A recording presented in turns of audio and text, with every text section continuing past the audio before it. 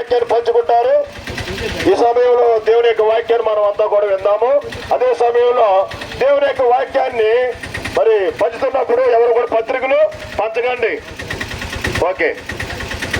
ప్రియమైన గ్రామస్తులారా, సర్వలోక రక్షకుడైన సర్వ సృష్టికర్తయు అయినటువంటి యేసుక్రీస్తు యొక్క అతి శ్రేష్టమైన నామమున మీకు మా హృదయపూర్వకమైన శుభమును తెలియజేస్తూ ఉన్నాం.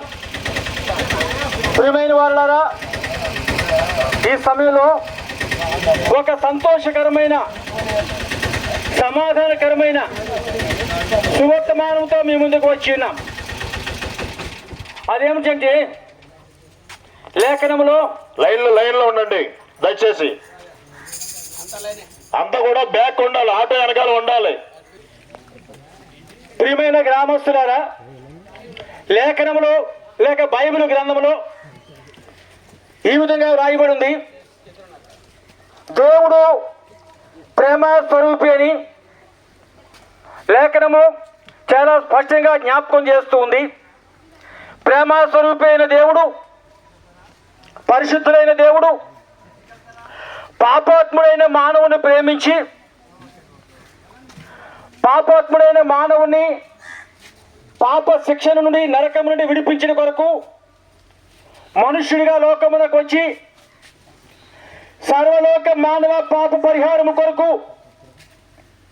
కల్వరి శిలువలో తన రక్తమును కార్చి ప్రాణమునిచ్చి సమాధి చేయబడి తిరిగి లేచినాడు.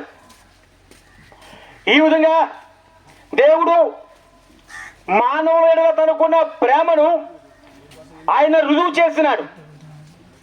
పాపి అయిన నీ కొరకు పాపములో పుట్టి పాపములో జీవిస్తూ పాపములోనే మరణిస్తున్న నీ కొరకు యేసుక్రీస్తు మనుషుడిగా లోకమునకు వచ్చి చనిపోవడం ద్వారా నీ మీద తనకున్న ప్రేమను ఆయన రుజువు చేస్తూ ఉన్నాడు.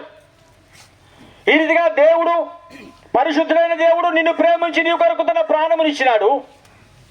కానీ నీవైతే ఈనాడు మానవుడైతే దేవుని ప్రేమను గుర్తించకుండా, దేవుడు నీ కొరగా చేసిన కార్యమును గుర్తించకుండా పాపములోనే జీవిస్తున్నావు, పాపపు కార్యములను చేస్తూ ఉన్నావు. నీ యొక్క పాపం వలన కలిగిన భ్రమ చేత జీవిస్తూ ఉన్నావు.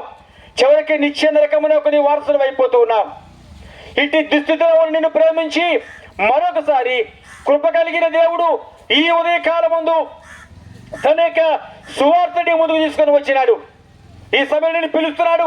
ప్రయాసపడి భారమును మోసుకొనిచున్న సమస్త జనులారా నా యొద్దకు రండి, నీకు విశ్రాంతిని ఇస్తానని పిలుస్తున్నాడు.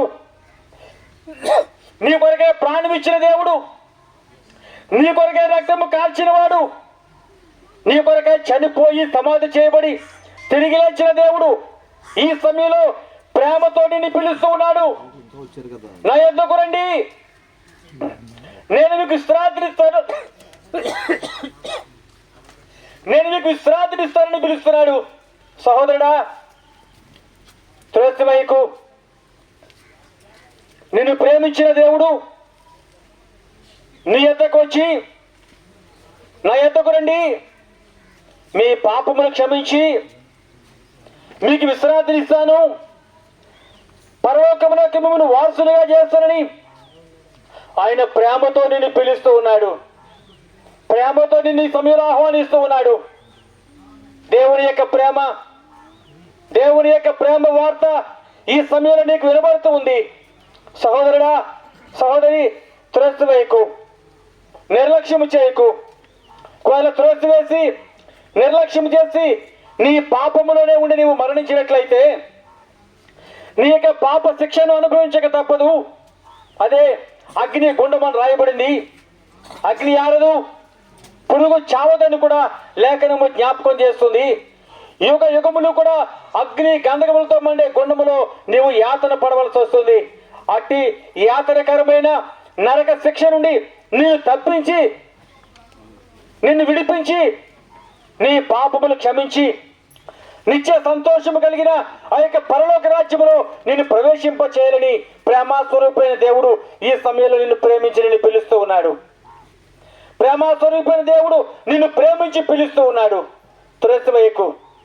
నరక శిక్షను తప్పించుకుని పరలోకములో ప్రభుతో పరిశుద్ధులతో నిత్యము ఆనందించిన కొరకై నేడే ఈ క్షణమే ఉన్న పాటిన ప్రభుని యేసుని విశ్వాసం ఉంచండి.